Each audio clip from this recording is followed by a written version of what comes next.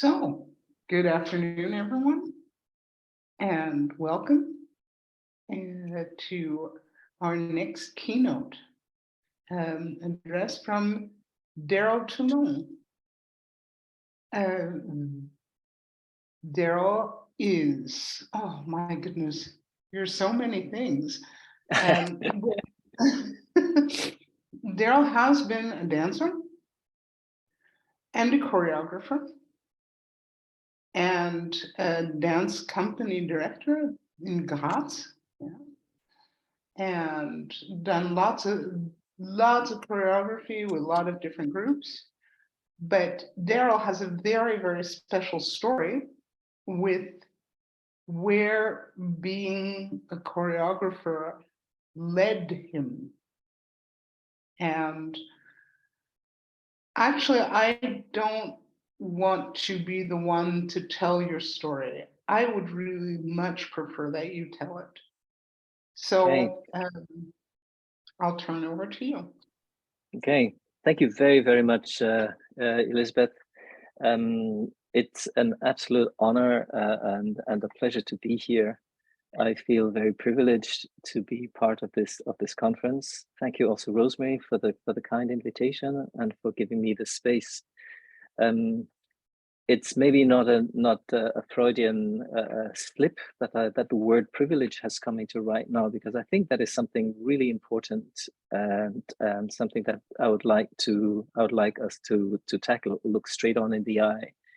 And to kick us off, I've written something. It's not really a keynote address. I think it's a short story, and I would like to start by reading this.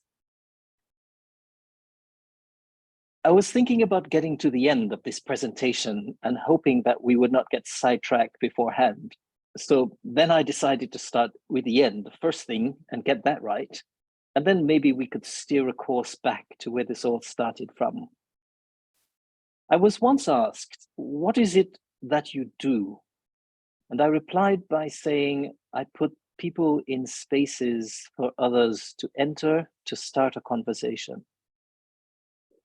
This was in the pre-COVID era, and at the time, I was in northern Uganda, being questioned by a Canadian university researcher who I was sure would see through the simple sentence, or at least spend some time thinking about it.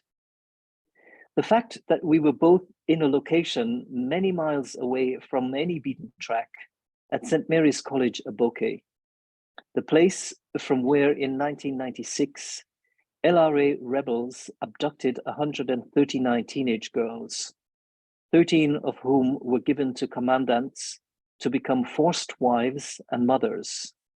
That already points towards an implicit understanding that our work connected us to a community of people living in the aftermath of the Lord's Resistance Army insurgencies. It was a brutal war rife with human rights violations, mutilations, recruitment of child soldiers, abductions, child sex slavery, and children born in captivity. And she did. As she wrapped herself up in the network of possible permutations of all that my simple answer could mean, I found myself wondering how I would have answered if she had asked differently, why do you do what you do? More recently, an ex-colleague with whom I had worked alongside in a large Austrian cultural institution asked me exactly that question. I had been more explicit talking about my work with Bosnians, children born of war, and Uganda's children born in captivity. Why do you do what you do? And then she upgraded her question by adding, it's so hard. Well, my answer came swiftly, sorry, that's not hard. It is anything but hard. And in fact, it's probably the easiest thing for me to do. Well, let me explain if I may. I say it's the easiest thing, but that does not mean it is an easy task, not by any stretch of the imagination. And it is work, sometimes very hard work. But it comes more naturally than what I have ever done before. And it is made easier in that I find myself able, at this stage of my life to draw on several years of experience and education, turning to words of wisdom which were uttered to me from the lips of people on whose shoulders I was carried through murky waters, mentors with whom I have been privileged to share a chapter of my formative years, or who I have studied and emulated from afar. Drawing on my reserves from a well which runs deep, through my feet into the earth, and from which the spring of life pours crystal clear, and which reminds me that in doing this work, I am simply tapping into something much larger than myself. It is not about me, but it's about the people with whom I choose to be working with. And it is about giving back to others the knowledge that has helped me to arrive at this place of privilege. It is about helping others in the present to rewrite their pasts, to dream of, and to create a better future for themselves. I am an artist, even if I am many other things, and that is the medium in which I move through this world. Teaching, choreographing, designing, writing, playing, laughing, crying, all of those things, being alive. Art is about those who have courage, writes Cornel West, to use bits of reality to get us to see reality in a life of a new reality. It is about vision by means of imagination. It is about empathy in terms of looking through this world and seeing the possibilities of a new world, a better world, a more decent, a more compassionate world. I personally subscribe to the ideal of artistic citizenship and believe firmly that artistry involves civic, social, humanistic, emancipatory responsibilities and obligations to engage in art making that advances the social good. Artistic achievements rely on certain privileges. An entitlement to these privileges involves, if not precisely duties or obligations, at least attendant responsibilities, writes Walter Bowman. Artistic citizens use their artistic pursuits to change themselves and the world for the better. Bowman's proposition is that the arts can and should be put to work towards the positive transformation of people's lives. I had arrived at that place of privilege as ballet director of the second largest opera house in Austria, when in 2014, I was commissioned by the Austrian embassy in Pristina to create a piece for the Kosovo National Ballet. Upon arrival there in January of 2014, I was jolted into another world and found myself walking through a scenery still rampant with evidence of the destruction from the Kosovo War of 1998 to 1999. Tanks and armed soldiers everywhere, the remains of houses with bullet holes like kerries in the few walls left standing. Quite a shocking change from the serene and perfect city of Graz. And to be honest, I had already experienced a visceral reaction during the flight. While looking down from the window of the airplane, seeing the forests where in my mind's eyes, I imagined the hundreds and thousands of Albanian ethnic refugees running from the Serbs, some of them barefooted, fleeing from their lives during that genocidal war, the ground soaking up the blood of the many who were mutilated, tortured, and killed. And I felt a deep, deep sadness, which at the time I was unable to comprehend. Surely the war was over. That was 14 years ago, I thought. This was a deeply moving experience that registered itself in my body and in my mind. Terra firma, meeting the dancers. After speaking to the dancers, realizing that they had been between the ages of 2 and 6 during the war, and after listening to their stories of survival, I had never imagined that these stories existed. Children witnessing atrocities, living in tents in mass refugee camps, the wounded holding on to life while hiding between the remains of the dead, living on the run. This was another world. the post-conflict world, and just 1 hour flying time away from picture-perfect Vienna. So, which was the real world? What was my task here? And why did I feel a strong sense of identification while walking through the streets between the destroyed houses and broken structures, homes flattened like a disarrayed deck of cards? Was I having a memory flashback to walking through the streets in Dominica in the aftermath of Hurricane David? I was 16 at the time. That mega hurricane devastated the island where I was born on August 29th in 1979, with winds of 280 kilometers per hour, lashing furiously with heavy rain, causing landslides, rivers bursting their banks, and roofs ripped off the tops of houses, even the one in which I passed those 8 hours of nature's unforgiving barrage. This was a scenario which I recognized, one that I had experienced, and I was transported back to encounter my younger self. As I snapped back to reality, I knew that I had no choice but to abandon my lofty, arty concept of setting movement to string quartets by Debussy and Ravel for the National Ballet. Instead, I created a piece which marks the beginning of a totally new chapter in my life, my professional as much as my personal life. I had to tell the stories of the dancers, young people whose lives had been changed by surviving war. The rest of the world needed to hear these stories, and nothing else made sense. That was my responsibility. To quote John Dewey from his Art as Experience from 1934, art and the arts, whose values are invariably grounded in social experience, should not be stripped of their power to make meaning social differences. Art emerges from and is continuous with everyday human experience. When art and art making are separated from or elevated above everyday life, it somehow becomes isolated from the human condition under which it was brought into being, and from the human consequence it engenders in actual life experience. The work I created was titled Your Stories, My Story, Nomen est Omen.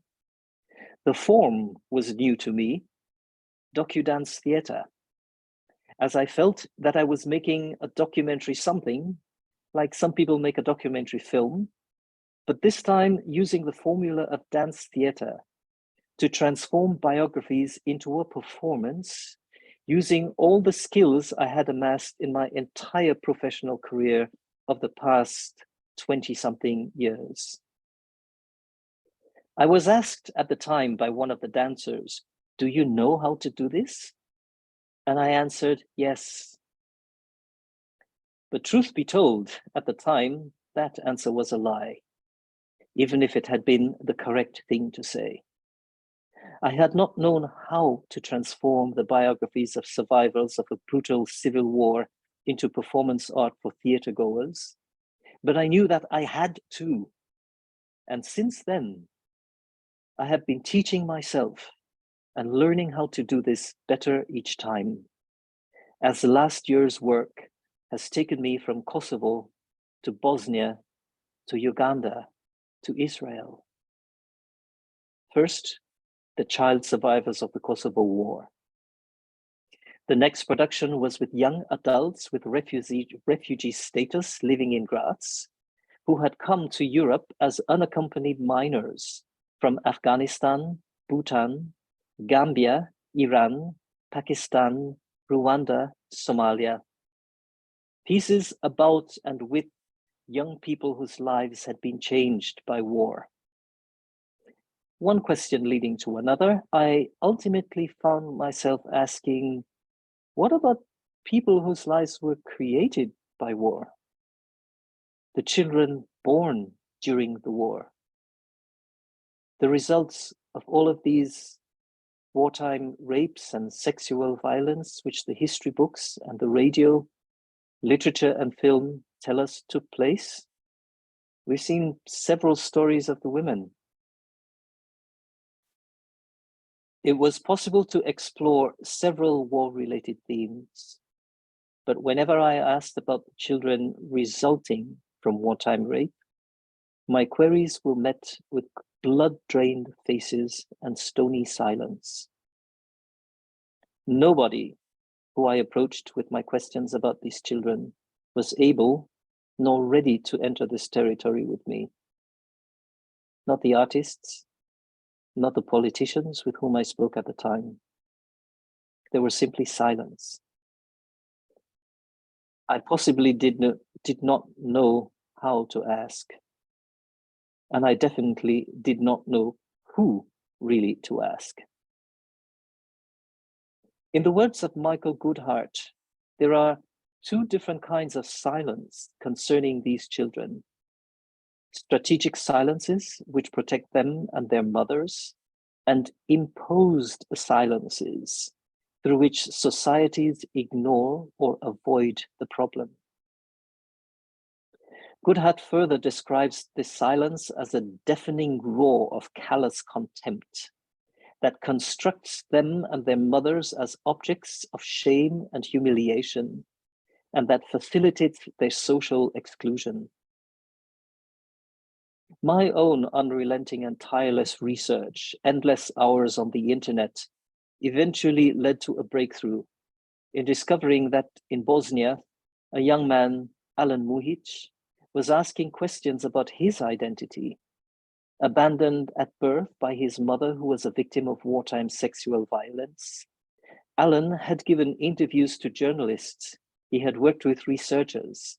His name appeared in articles about children born of war in the 20th century. Alan Muhic became the key to unlocking a door in that great wall of silence. I had been standing outside and in front of, searching for a way to get in, grasping through the darkness, fumbling on the surface, and now finally I was able to pass through an opening. Why have children born of war by and large remained invisible on the international agenda, and how can this be changed? Wrote Charlie Carpenter in one of the first books I purchased on the topic of children born of war. It has been shown again and again that to shy away from sensitive topics simply for fear of doing harm can also deprive a marginalized population of much needed outlet for voice and recognition, and can mask or support those whose interests are served by silences and taboos. Charlie carries on writing, what can be said with some certainty is that children born of wartime sexual violence or exploitation represent a global constituency facing specific challenges from a human rights perspective. Again, like in Kosovo, I knew that I had to tell these stories to the world.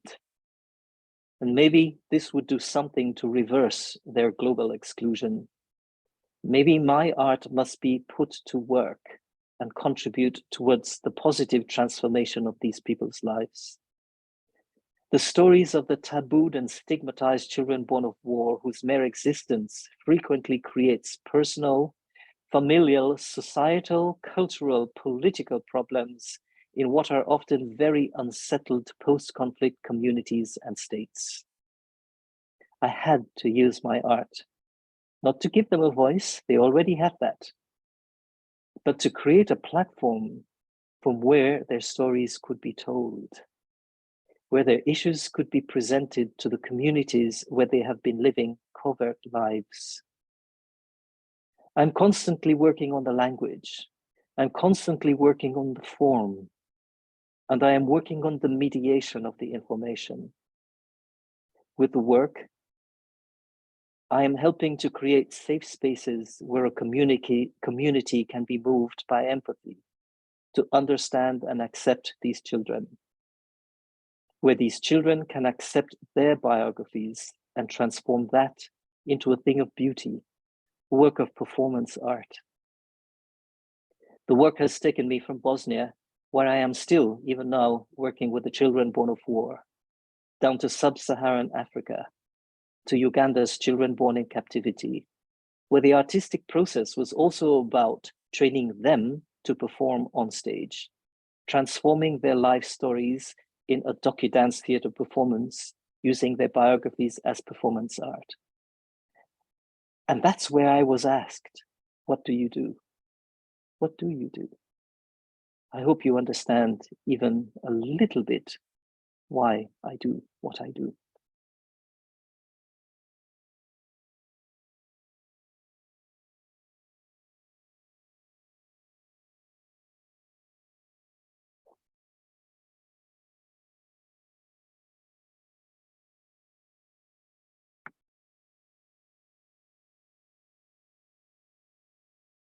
I don't hear you.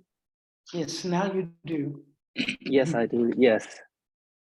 As I said, that was very moving, and we need a few seconds to let it sink in.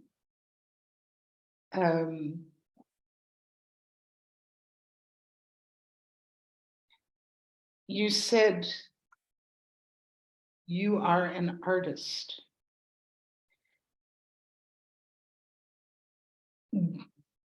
This work, which is very personal and touching very personally the people that you work with, is not work that one generally thinks of when one thinks of an artist doing creation. Why is it that you, I mean, besides having the training, but you don't think of yourself as a therapist or an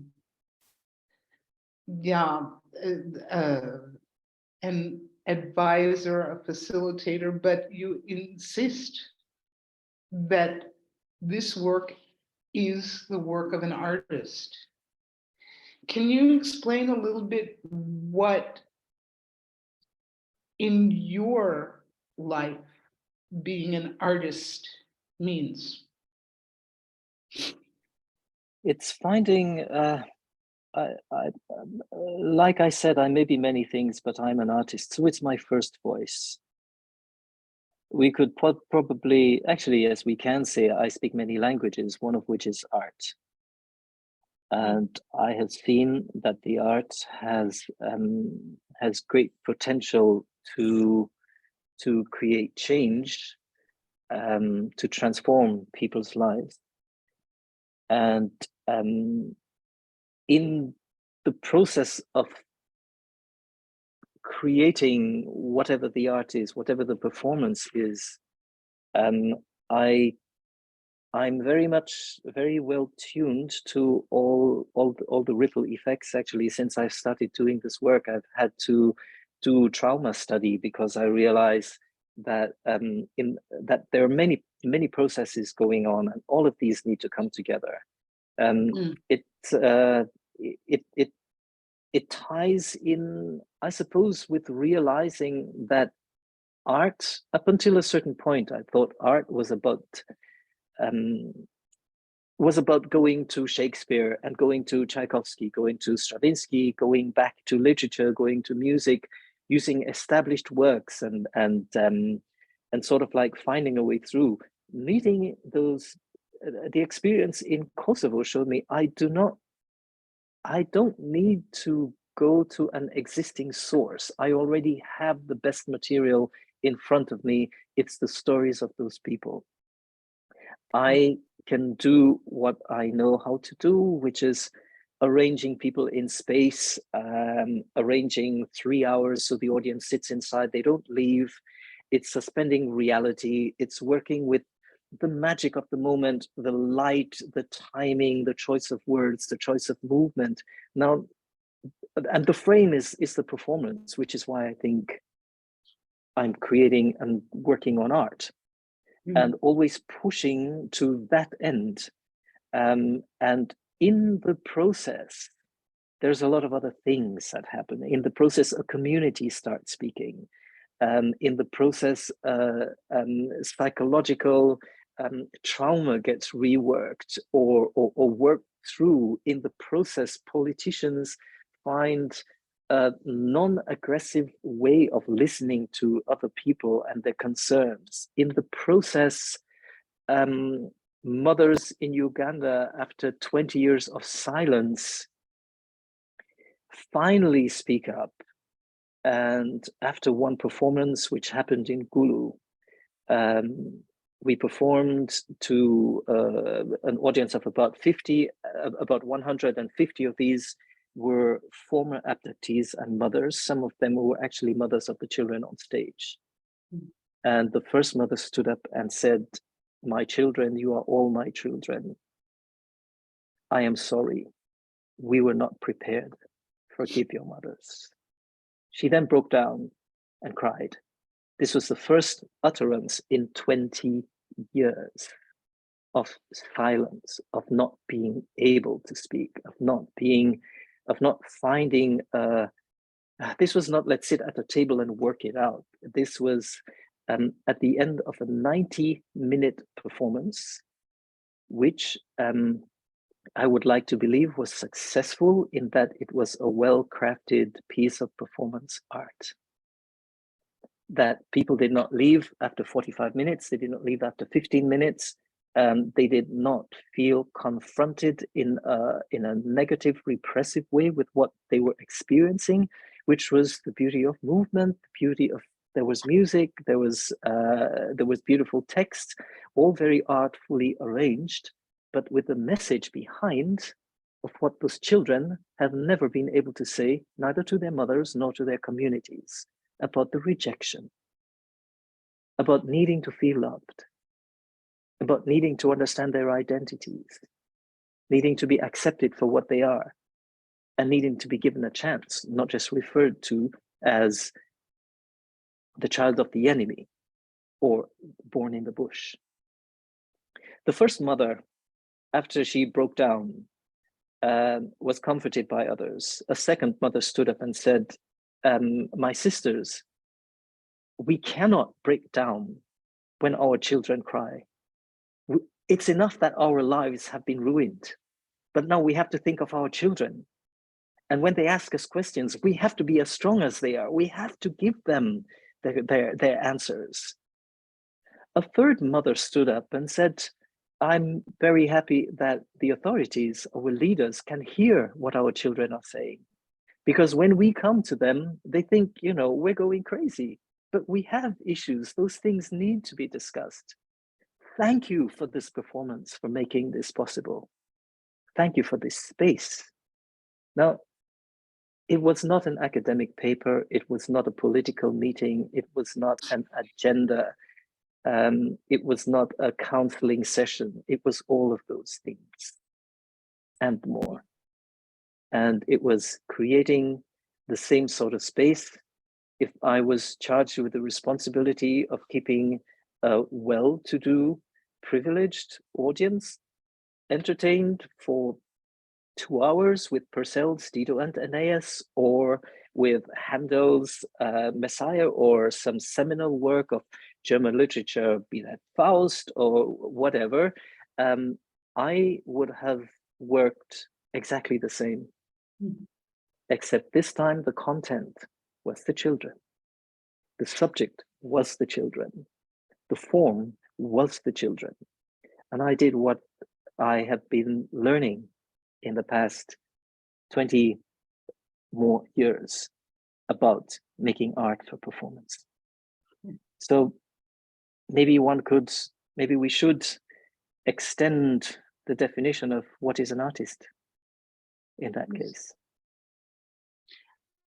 Expand the definition of what is an artist. I had a marvelous mentor, Maurice BGHRA, who said once to us, quite unequivocally, "You must love your audience and love the people you are working with. If you do not, you have no right to be on stage." So the kind of art that is grounded in love of humanity will expand beyond the revisiting of works that are in the past. And it's this expanding art that I believe, and I would like to hear your thoughts on this. I believe that this expanding art is stronger than political speeches and that form of resistance, because it resists the dehumanizing of people. So that's why I think art can do things that other forms cannot do, and can reach in a way where other things don't reach. But that's Yes. what I think. What do you think? I think absolutely. What I try very much is to find the person inside of the performer, find the place of that person which resonates with me, and try to find the place that this person will resonate with anybody who is watching, to make something which is very human. We know that the moment of performance, there is something sacred about it. It's been practiced by religions, it's been practiced by lay people in one way or another. But the moment where you choose to receive what I give, now, if that is first of all done with love, like you say, there's no aggression. That creates a space where there's nothing being fought back. And if one can find a way of transforming the issues again into a thing of beauty, a thing that is, it's artificial because we put it in a frame, we take it out, and there are many ways of doing this. The idea is to do it so that one is touched, one is moved. Mm-hmm. How do you do this? This is what we study. This is what I'm indefatigably reading and trying and doing and working, so then we need to tap into research that has been done about trauma. How can we talk about a place being traumatized, the traumatization of a location, the traumatization of a people, the traumatization of a culture even? And how do we get the mirror neurons working so that there is a catharsis happening, that we can actually that we can move, we can make a change, that we don't get stuck in the past, that we can move forward. The imagination runs wild. The imagination takes us off. We all get totally transformed by an innocent butterfly which flutters, doing its own thing, and comes and goes. And then for me, that moment is high art of nature, because we are suspended, we're in a state where we receive, where our brain makes space, where there is movement, where we feel something.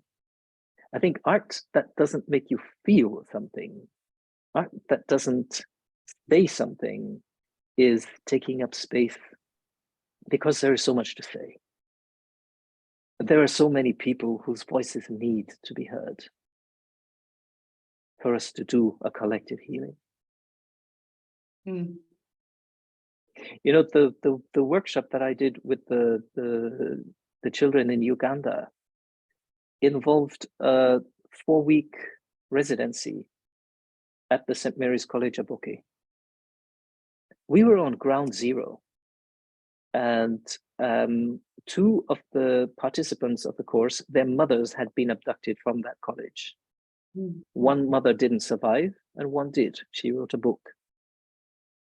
One of the grandmothers who created the Concerned Parents Association when those girls were abducted, and whose mission was to tell the world of the story of the abductions happening. They had been to the Pope, they had been to opera, they had been to the UN, they had been everywhere. She was invited to come and speak to the participants on the first day, the very first day of the course. And she said, "My children, today is the first day I am driving back to Aboke without the pain, without the anger, without the fear. Because today I would never have believed 20 years ago that I would come back to this place to speak to you, my children. You are the light that came out of the darkness." The journey was one of healing. The presence of the children was one of transformation. And the process that we had started had begun desensitizing, de-traumatizing, removing the dangerousness, rewriting the history of this place where young girls had been taken and forced into mothers, to becoming the place where young adults were finding how to articulate themselves and how to find their place in society. Place of healing, power of art, if it's done with the right subjects.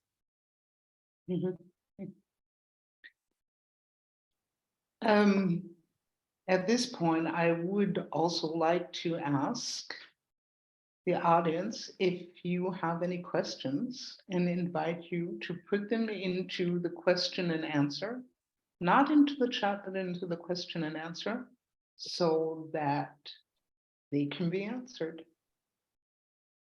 And until then, I would also like to ask you, how did you get from Dominica to Austria? That's a very good question. Thank you for that. In 1981, I received a scholarship to study at the United World College of the Atlantic in Wales. And so that was my ticket out of Dominica to the United Kingdom. I was there for 2 years. I obtained my international baccalaureate, and I had one of those page-turning experiences already in the winter of 1981, where I got off the tube at Piccadilly Circus and walked down Shaftesbury Avenue. And by the time I got to Cambridge Circus, my life had changed. I had fallen into a different window, and that was the world of professional theatre.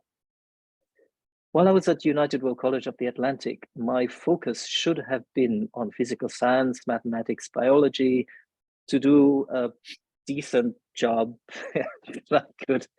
I could get into a decent university and study something serious, but my inner passion of performance and my fascination with anything that had been on stage in my childhood just took over, and there was no turning back.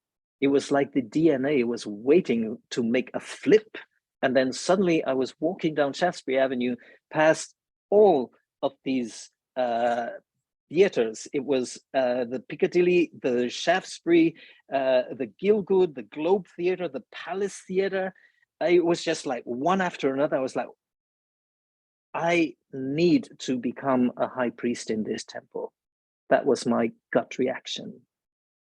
How do you do that? God knows. I was introduced by a very dear friend and a mentor. I have had also some very good mentors. Actually, sometimes I think that they're actually angels, who introduced me to a friend, an actor of West Indian origin living in England, who was on tour in a production of Jesus Christ Superstar.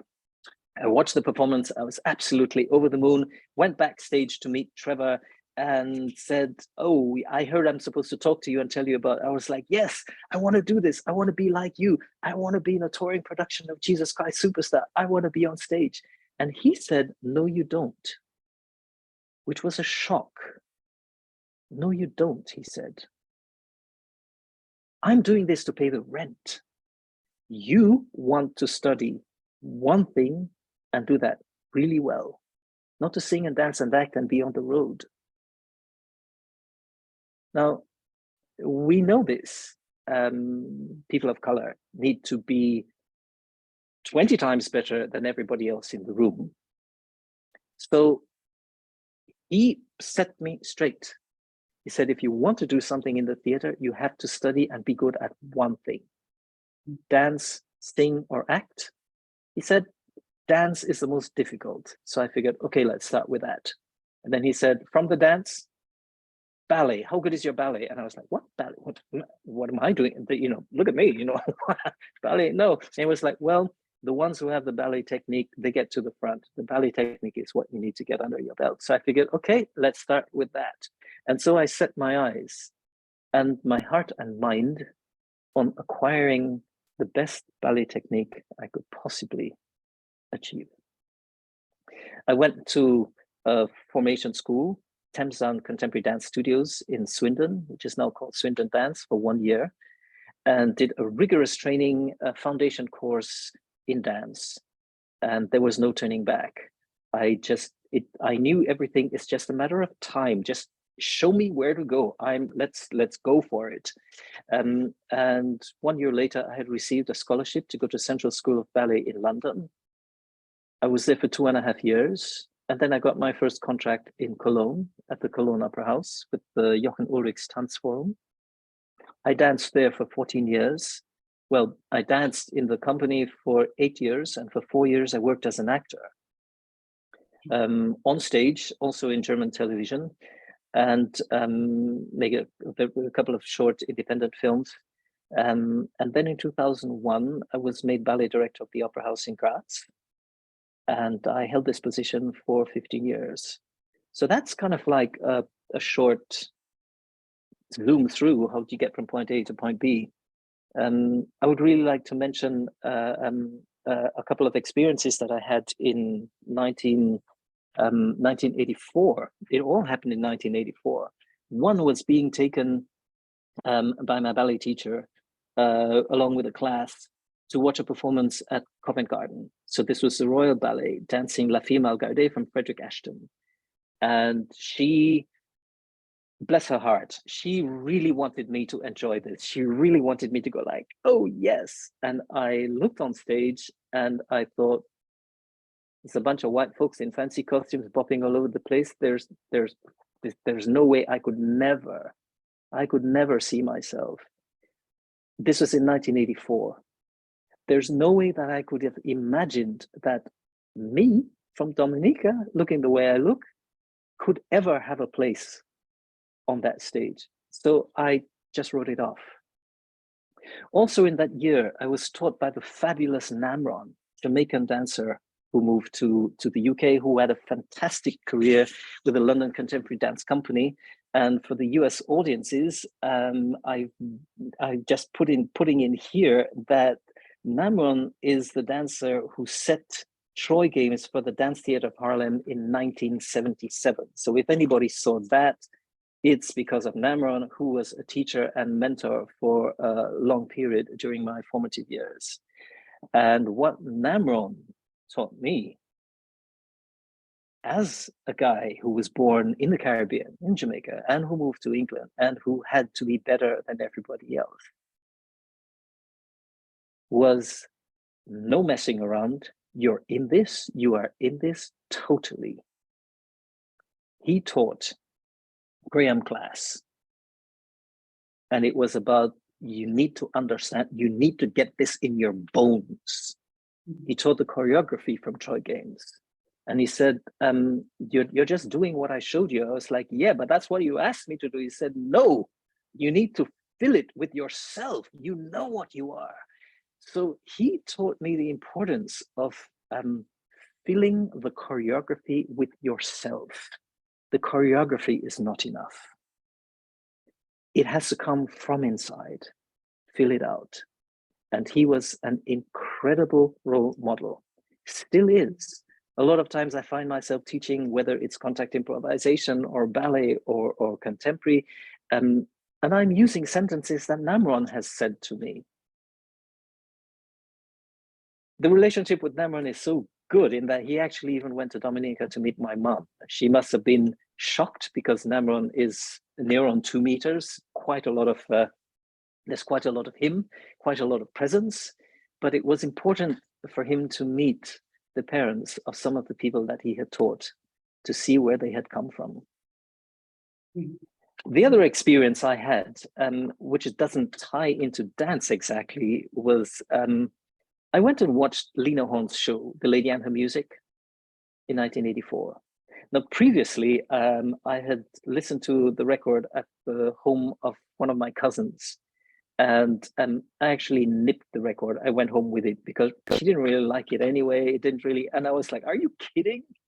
Lena Horne came to perform in London in 1984, and I went to watch the performance, and I was absolutely gobsmacked because up until that point, I knew the entire show. Not just what she's singing, but also the guitar riffs, the piano runs, the French horns that come in, the flute, the arrangements, everything. And I did not recognize anything. I thought it looked like she was making up the show as she went along. Well, you can make up a show for 2 hours with about 40 musicians on stage and everybody knowing what they're doing. But she was so totally in the moment, feeling every note, every movement with herself. And at the end, I had the feeling that she had told the story of her life. And I thought to myself, if I can dance the way that woman can sing, I've achieved something. So I went backstage, hang out. I needed to meet Lena Horne, which is why I'm hanging this up here. Now you can't really see because my fog is on, but she wrote to Darrel, "Hello, Lena Horne," because I had been in the presence of a goddess. I had been in the presence of absolute purity. This was, and I just stood in front of her, shook her hand, and said, "Hello." And so she wrote on my book, "Hello." I wanted to say, Lena Horne, if I could dance the way you could, but that doesn't make sense. I mean, that doesn't make sense to anybody. It only makes sense to the little person inside here. But it was majorly important. It was game changing also to realize that a performance of songs that everybody knows is not a performance of songs. It's a passage of time during which the person on stage is sharing their life with you. It's a passage of time through which the form decides, are we watching dance or are we watching music or are we listening to words? But this is just the vessel that creates a space for the human interaction. And this is what I try. This is what I remember. This is what I hope I do with my art, to create that space.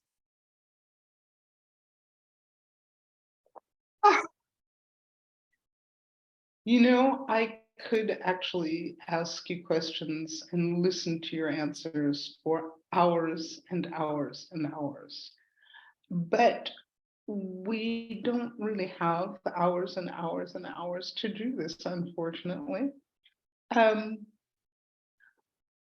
Are there any questions from the group? There have not been any. I think people are just as fascinated with what you're saying as I am, and can't think of any questions to ask you.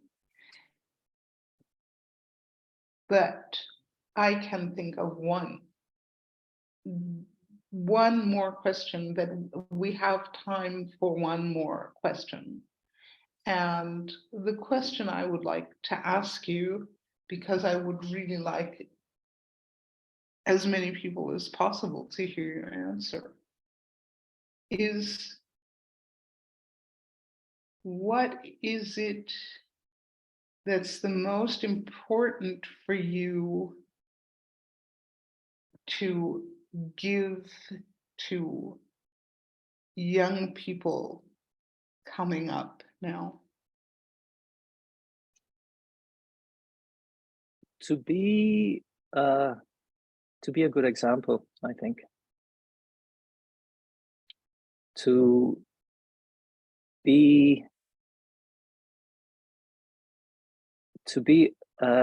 yeah, if I go back, if I think of if there is any strength that I have, this is strength that I have been given through the relationship with people who have come before me, whose shoulders I think I stand on. And I would like those who come to be able to stand on my shoulders.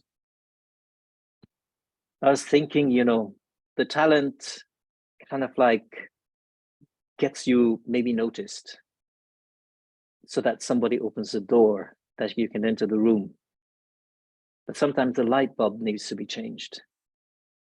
And maybe my work is getting into the room, and those who come after me can stand on my shoulders and change the light bulb so we see the space better. So it's a little bit banal with the room and the door, but it's just a picture that came up to me now. I would wish that everybody who I have worked with are able to use anything that we've done to make a change in their lives, and in so doing in the lives of others. I have seen by experiencing that the transformation that's happened with the people who are otherwise referred to as invisible and stigmatized and silenced, when that is witnessed by others who were not part of the process, it creates such a change.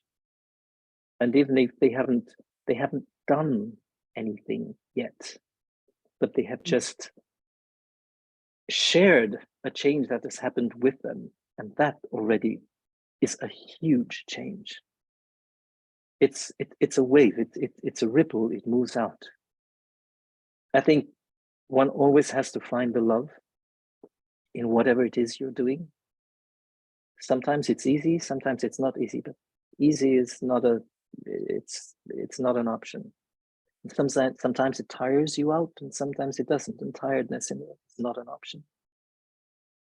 I suppose it's recognizing deep down an existential need to do what you do, and it comes at best out of a place of love, and it flows. Mm-hmm. I hope I answered your question. Yes, you did.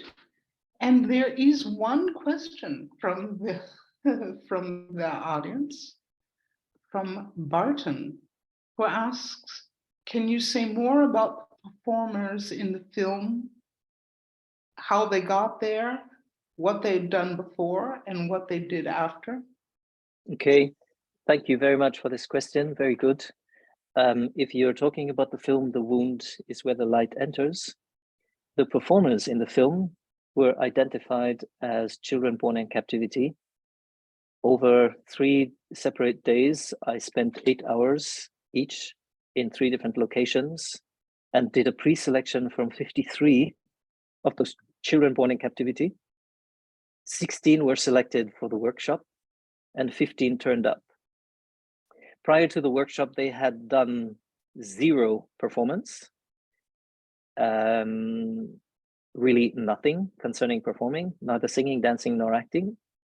And over the 6 weeks, we did a very rigorous program that started at 9 in the morning and went until 10:30 at night, with breakfast, lunch, and dinner thrown in, where we did body movement training, voice training, and writing. Physical theater and improvisation is sort of a creative, recreational way of using what we had done in the morning. Then I started turning that material into something that could have the form that would go on stage. And in the evening, we had a reflection of 2 hours where we tried to make sense of all of those artistic things in terms of our lives, in terms of their lives.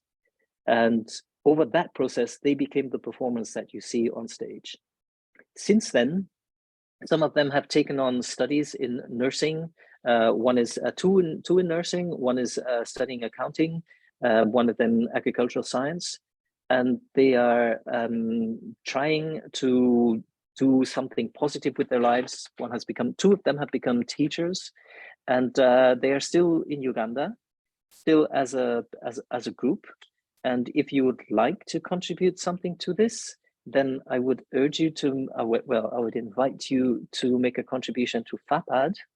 There should be a link on there, and this way you can support financially. Thank you.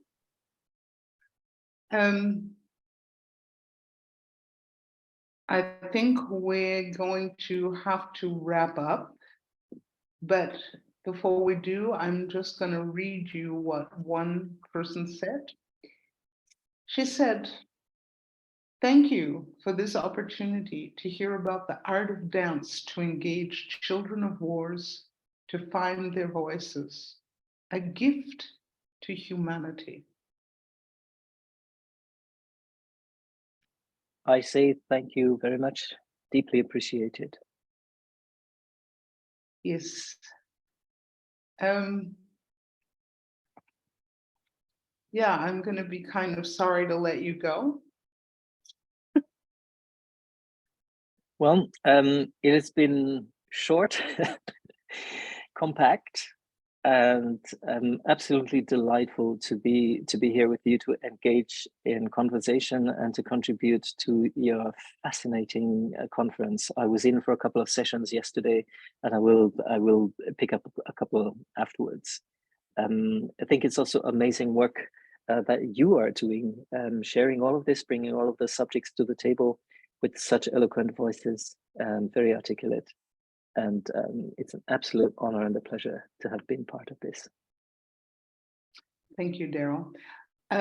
For the audience, information on how to contribute can be found on the BGHRA page, bghra.org/BGHRA 2023.